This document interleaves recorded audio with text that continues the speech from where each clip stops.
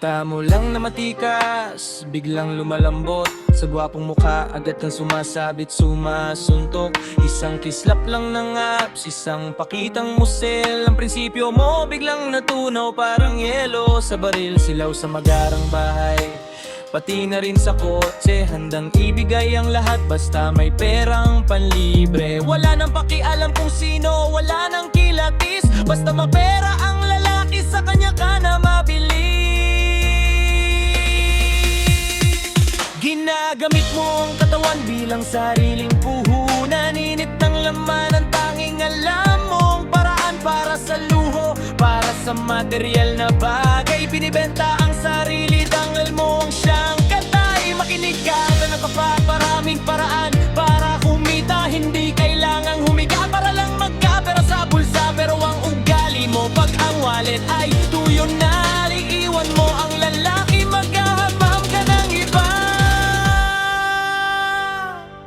Sabay yayain sa hotel, dahil gwapo at pormado. Ibibigay ang sarili, walang preno, walang kanto. Tapos sasabihin mo, sagat mo pa, anong klase yan? Gawain ba yan ng babaeng may matinong pinagmulan? Sagat mo pa, sagat mo pa, sige, itodo mo. Pero ang respeto sa sarili tuluyan nang naglaho.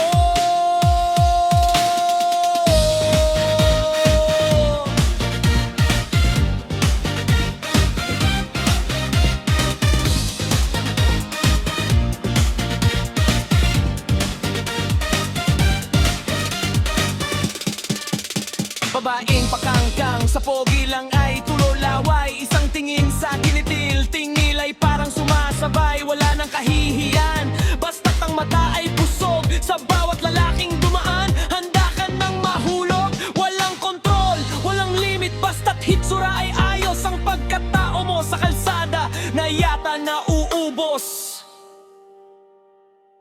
Sabay ayain sa hotel, dahil gwapo at pormado. Ibibigay ang sarili, walang preno, walang kanto. Tapos sasabihin mo, sagat mo pa, anong klase yan? Gawain ba ng babaeng may matinong pinagmulan? Sagat mo pa, sige, itodo mo. Pero ang respeto sa sarili tuluyan nang naglaho. Paalala lang sa'yo, ang ganda ay kumukupas, ang pera at ang kotse balang araw ay lilipas. Ano ang matitira pag ang lahat ay wala na? Isang pangalang madumi, isang buhay na kahiya-hiya. Hindi ka ba napapagod na maging gamit lang sa kama? Ang tunay na halaga, hindi sa sagat na kukuha. Gumising ka sa katotohanan habang may oras pa. Gago ka, tuluyang malunod sa maling sistema. Ang babaeng matino, hindi kailangang maghubad para lang kilalanin at makuha ang hangad.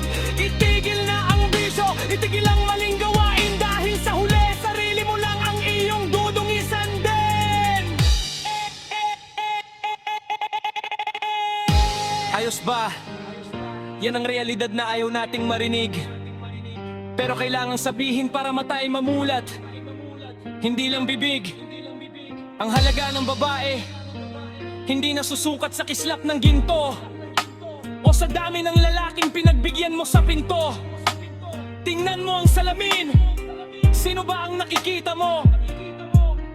Isang biktima ng luho o isang taong may prinsipyo? Hindi ba huli ang lahat para magbago ng landas? Bago ang iyong daman ay tuluyang magwakas.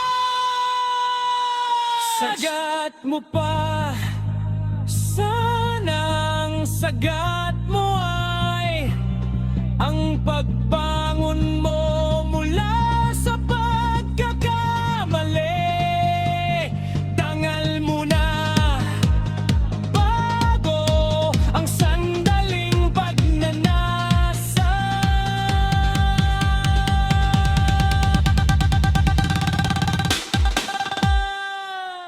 Respect yourself.